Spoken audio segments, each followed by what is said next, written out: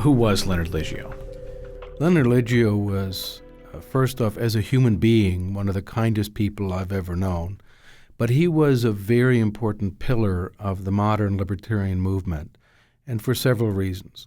The first was that he had a historical training and historical understanding, and so he tied contemporary issues to the broader, deeper, longer movement for liberty going back deep into history, and identified with classical liberalism and those movements that contributed to classical liberalism.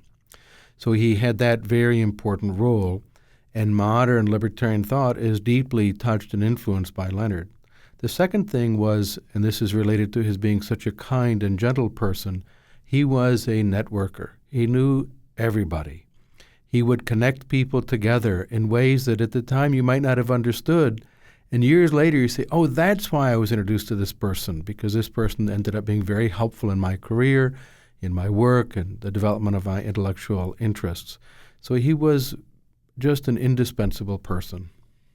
People who've written about Leonard sort of focused on something that I think it's hard to overstate, which is the climate of ideas when he was, as Brian Doherty put it, sort of cutting a fresh space for the development of libertarian ideas, particularly in America.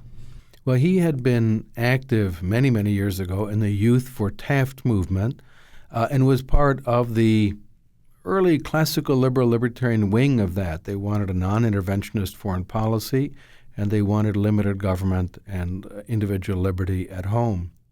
He went to Georgetown University in 1951. This is not a high point for classical liberal or libertarian thought in the United States or anywhere else, and really worked to develop his understanding of history, of philosophy, of all of the interrelated questions. And in 1953, he started attending the seminar of Ludwig von Mises at New York University.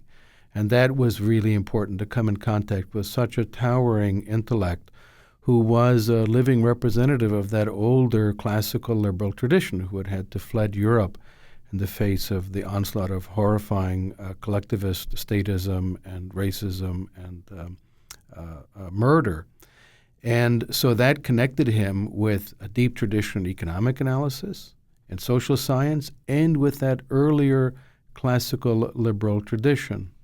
So he was vitally important. He also was one of the early student libertarian activists. I was very happy that Students for Liberty, which is a very vibrant, rapidly growing global movement, connected with him, and Alexander McCoben, their president, did a wonderful interview called The First Student for Liberty.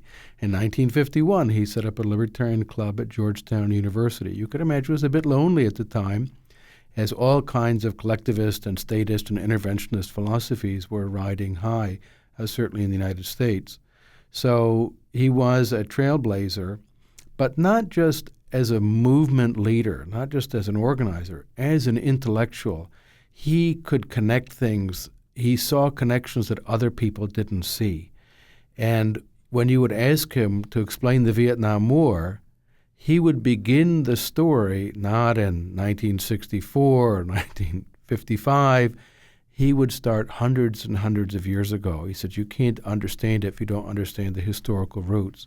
He was like that in everything. And attending his lectures in history was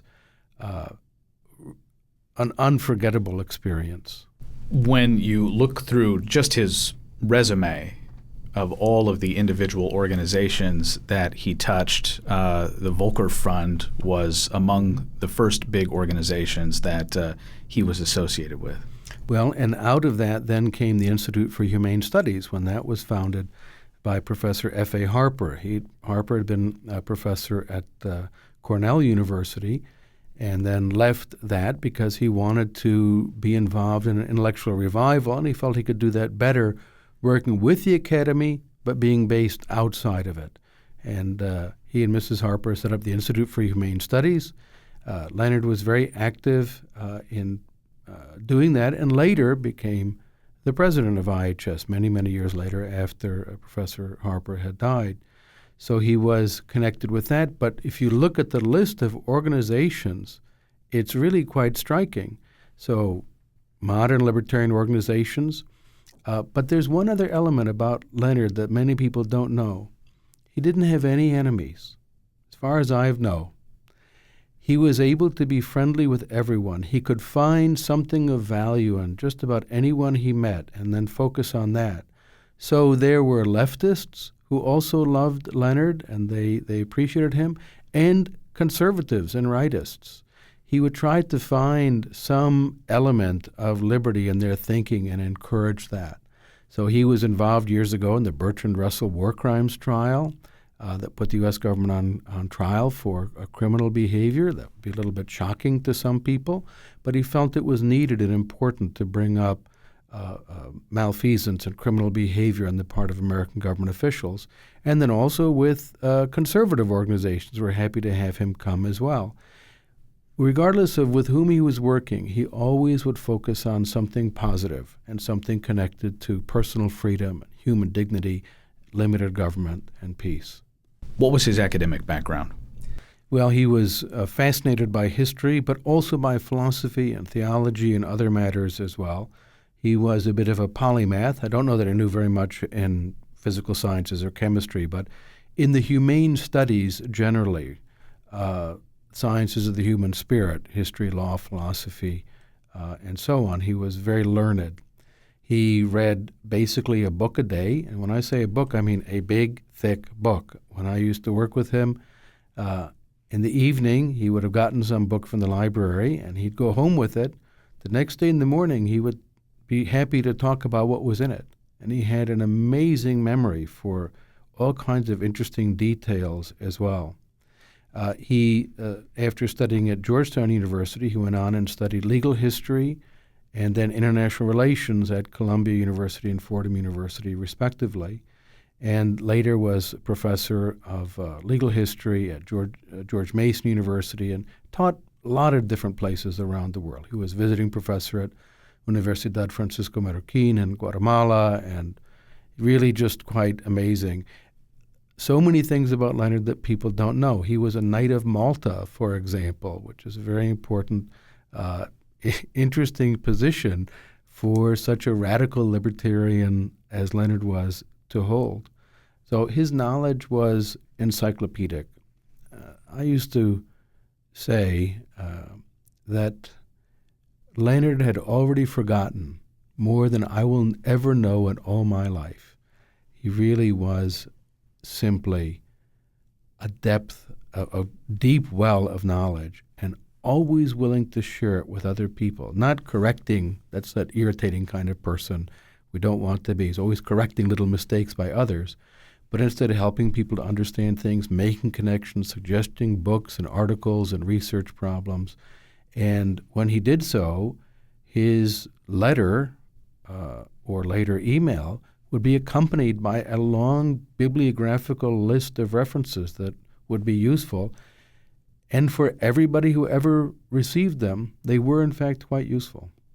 It's really hard to estimate how an individual impacts such a broad movement, but his impact is in some ways obvious, but I suspect much broader than we think it is. So can you give just a broad assessment of his influence on the modern libertarian movement?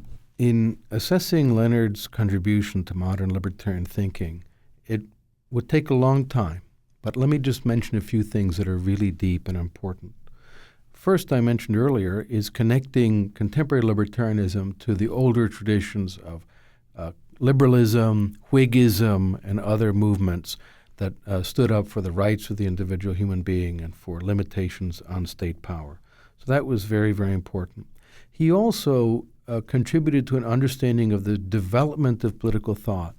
He saw socialism not as some people thought it somehow a next stage of liberalism or an alternative to liberalism and conservatism, but as in effect an attempt to realize some liberal goals of equality of the person and personal freedom, but using the methods of the ancien regime or the old regime, conservative methods, and it was going to be a disaster. So he contributed, I think, to a deep understanding of the development of the political ideologies that dominated the 20th century and are still with us in the 21st. He also had a deep influence on European liberals. So the French liberals love and adore Leonard Liggio. He helped them to appreciate their own tradition. People such as Jean-Baptiste Say, Charles de Noyer, Charles Comte, Frédéric Bastiat, who's better known in the United States. These people were completely unknown in France, and it was Leonard who really helped to revive an interest in French liberalism, that liberalism was not a uniquely Anglo-Saxon phenomenon, but it was in all of the European countries in various forms. He could speak at length about Swedish liberalism of the 18th and 19th centuries. Not many people could do that. And in fact, when he would go to Sweden and talk to Swedish historians, they would take notes from this American, New York born and bred scholar. He also made connections that were deeply influential and will continue to ripple out for, well, frankly, centuries to come. To take one example, his understanding of the roots of the thought of liberty in the Islamic world. This is maybe so well appreciated in non-Muslim countries, but our Muslim friends very much appreciated Professor Liggio, who was a Roman Catholic, because he connected them again with people such as Ibn Sina and Averroes or Ibn Rushd and so on. And indeed, when he passed away, we got letters from Morocco, from Egypt, from other countries, from people who had been deeply influenced by him, from Turkey especially. He was very connected with Turkish libertarians. And so there are elements of this that even I don't know, and I will stumble across them and discover them in years to come. He was the quintessential kind and gentle networker. We used to say that Leonard had a 1,000-year plan for liberty. None of the rest of us quite understood it or saw all of the connections, but we trusted him and had faith in him that this was a good plan to follow.